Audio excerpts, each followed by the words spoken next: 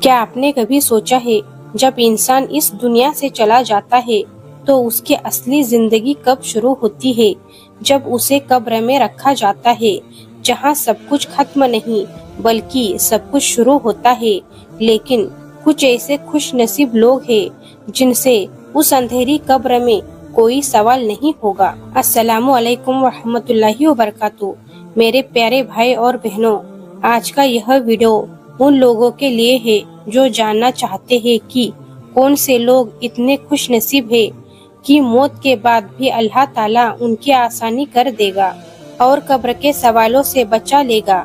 ہر جان کو موت کا مزہ چکھنا ہے، لیکن کچھ لوگ ایسے ہوں گے جن کی قبر میں روشنی بھر دی جائے گی اور ان سے کوئی سوال نہیں ہوگا۔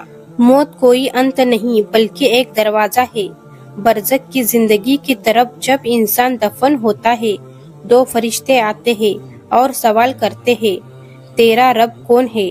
تیرا دین کیا ہے؟ تیرا نبی کون ہے؟ لیکن کچھ لوگ ایسے ہوں گے جن سے یہ سوال ہی نہیں ہوں گے۔ سوچئے، جب سب ڈر رہے ہوں گے، کسی کے لب کانپ رہے ہوں گے، وہاں کچھ لوگ ایسے ہوں گے جنہیں اللہ کہے گا، تم آرام کرو، تمہیں کسی چیز سے ڈرنے کی ضرورت نہیں۔ پہلے نمبر پر آتے ہیں شہید، یعنی وہ انسان جو اللہ کے راستے میں اپنی جان قربان کرتا ہے۔ رسول اللہ صلی اللہ علیہ وسلم نے فرمایا، شہید سے اس کی موت کے وقت کوئی سوال نہیں کیا جائے گا، کیونکہ اس نے جان، مال اور وقت اللہ کے راستے میں دے دیا۔ اس کی نیت اتنی پاک ہوتی ہے کہ اللہ تعالیٰ اسے بنا حساب کتاب کے جنت میں داخل کر دیں گے۔ بھائی اور بہنوں، ہم شہید تو نہیں بن سکتے، لیکن اللہ کے راستے میں دی گئی ہماری چھوٹی سی قربانی بھی، وہ بھی ہمیں اللہ کے قریب کر دیتی ہے۔ یا اللہ، ہمیں بھی ایسا دل دے جو تیرے راستے میں قربانی دینے سے کبھی پیچھے نہ ہٹے۔ دوسرا خوش نصیب انسان وہ ہے جو آخری وقت میں بیماری اور تکلیفوں میں صبر کرتا ہے۔ قبر اس کے لیے آرام کی جگہ بن جاتی ہے۔ رسول اللہ صلی اللہ علیہ وسلم نے فرمایا، جو موت کی تکلیف میں صبر کرتا ہے اس کے گناہ ایسے جھڑتے ہیں جیسے پیڑ سے پتے گرتے ہیں۔ ایسے مومن سے اللہ کے فرشتے کہتے ہیں، ڈر مت، غم مت کر، جنت کی خوشخبری تیرے لیے ہے، اور وہ قبر کے سوالوں سے بچا لیا جاتا ہے۔ کتنی بار ہمارے اپنے بیمار پڑتے ہیں، اس وقت صبر کرنا، الحمدللہ کہنا، وہی چیز انہیں اور ہمیں اس دن راحت دے گی۔ تیسرے نمبر پر ہے وہ لوگ جنہیں جمعہ کے دن یا رات میں موت ملتی ہے۔ رسول اللہ صلی اللہ علیہ وسلم نے فرمایا، جو جمعہ کے دن یا جمعہ کی رات کو مرتا ہے اسے قبر کے عذاب سے بچا لیا جاتا ہے۔ اے اللہ کی رحمت ہے جو بندہ پوری زندگی گناہوں میں رہا، لیکن اگر اسے جمعہ کے دن موت ملی تو اللہ اس کی معافی کا بہانہ بنا دیتا ہے۔ اسی لیے جمعہ کے دن عبادت میں وقت بتائیے، قرآن پڑھے، سورہ الکہف کی تلاوت کیجیے۔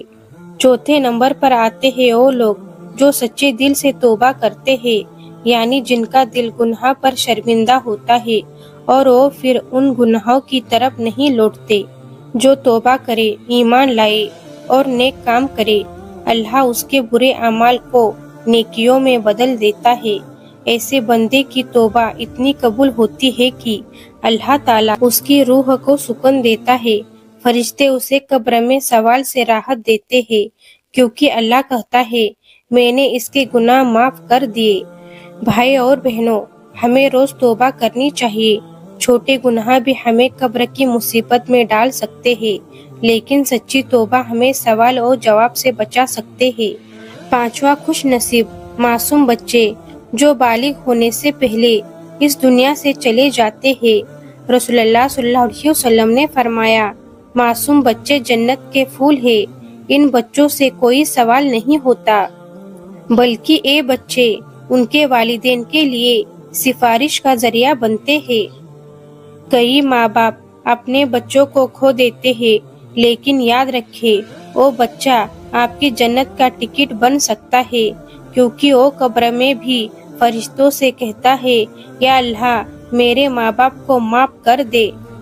تو دوستو، یہ تھے وہ 5 خوش نصیب لوگ: شہید، مریض موت میں صبر کرنے والا، جمعہ کے دن یا رات میں مرنے والا، سچے دل سے توبہ کرنے والا، اور معصوم بچہ۔ قبر اندھیری ہے لیکن ایمان کی روشنی اسے اجالا بنا سکتی ہے۔ ہمارے اعمال، ہماری نیت، یہی ہماری قبر کا چہرہ طے کرے گی۔ قبر یا تو جنت کے باغوں میں سے ایک باغ ہے یا جہنم کے گڈھوں میں سے ایک گڈھا۔ تو چلیے آج ارادہ کرتے ہیں کہ ہم اپنی زندگی کو ایسے جئیں کہ جب قبر میں جائے تو فرشتے ہمیں دیکھے اور کہے، آرام کرو، تم سے کوئی سوال نہیں ہوگا۔ یا اللہ، ہماری قبروں کو جنت کے باغ بنا دے، ہمیں ان خوش نصیب لوگوں میں شامل کر لے جن سے قبر میں سوال نہیں ہوگا۔